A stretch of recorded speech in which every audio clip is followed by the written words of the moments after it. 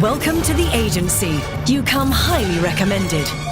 What's good, everyone? It's Zaki on Fortnite Hub here today looking at Season 2. Obviously, we've had teasers and trailers over the past 72 hours from Fortnite on both billboards internationally, and we've also had teasers coming out on Twitter showing us different things around what we could expect for Season 2. Today, Season 2 has arrived and we finally have some location spots that we were looking at and being teased before. So to start off with, we have the new oil rig. The oil rig can be found southwest on the map, just off the edge close to Slurpee, and it is essentially two platforms connected by a bridge. Getting a closer look, we can see that this map is pretty large, or at least this point of interest is pretty large. Plenty of space, but also a number of rooms in this oil rig. Epic seems to have taken advantage of the fact that we are on an oil rig, and while I was on here, I was trying to find where or what sort of oil we could shoot to blow things up. Turns out it's the red canister. Plenty of space to farm up metal, but we are going to be uploading another video showcasing the whole Season 2 POI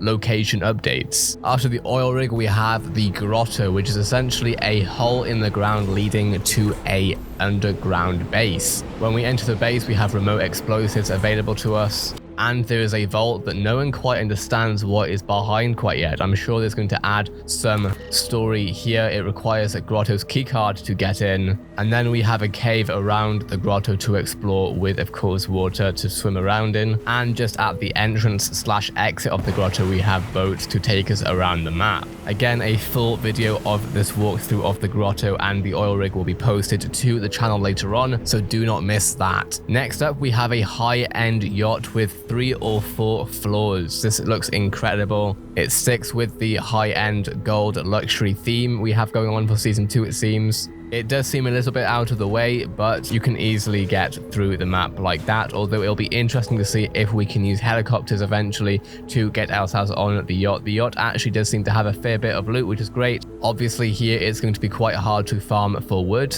and we also have a new vent system in place here too. Last but not least, we have the Shark building. This is essentially a modern house that has its own vent system, 3 blobs and sand that I do not understand, and on the outside we have a very large rock sculpture of a shark. Not only do we have new locations, but Deadpool has been confirmed to be on the scene. HypeX showed a video of Deadpool in the locker. Currently, it looks like you will have to have the battle pass and go through missions in order to unlock him. Once we have the full details, we will post a how to unlock Deadpool video on the channel, but he has been added to the game. Now, I wanted to check because normally when film characters are added to Fortnite, it's because a new film is coming out or it's releasing or whatever. I checked through Deadpool, nothing actually new. It looks like Ryan Reynolds has confirmed Deadpool to be coming, but research suggests that it's only going to be releasing in 2022. So a fair amount of time is going to pass before we are actually going to see probably an event with Deadpool.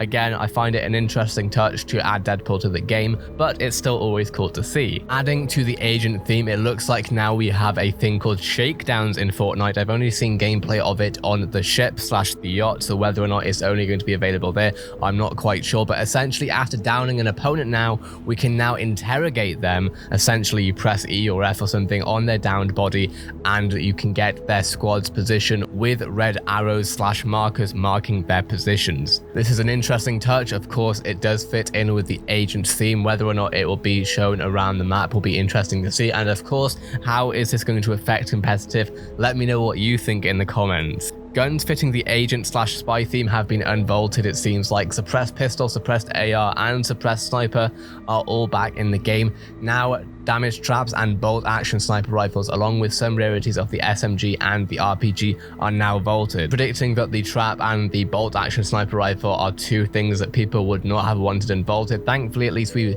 have some sort of compromise with the suppressed sniper rifle being added back to the game. That is everything we have for Season 2 so far. Anything new that comes along, I will be sure to report on YouTube and Facebook. If you're watching this on YouTube, be sure to subscribe to the channel to not miss out on any Fortnite Hub content. If you are on Facebook, be sure to go over to the YouTube channel, doing a lot of cool things on the YouTube channel, and a lot of exclusive videos that you won't be seeing on Facebook will also be added to the YouTube channel in very soon. Be sure to let me know if you have played Season 2 so far, and if you have, what do you think of it so far? Do you like the new maps? And what do you think might happen throughout this season? I think that some movement is hopefully going to happen this season. It looks like Fortnite, especially with the teasers and the billboards. We haven't seen anything like that for a while now in terms of real life stuff going on too. So hopefully Fortnite has decided that they really want to turn on the gas, essentially get things running again. And if it's anything to go by, the creative director of Epic Games has tweeted out, Donald Mustard has tweeted out, "I often think of dramatic pacing